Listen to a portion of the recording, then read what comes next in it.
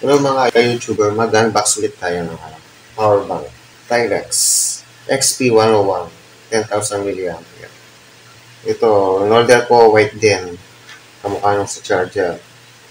Para kakamukha sila. Thales. Parts ng white. Isa natin. Ang laman. Ito. Ito bukas ito agad yung bungad. Plastic siya.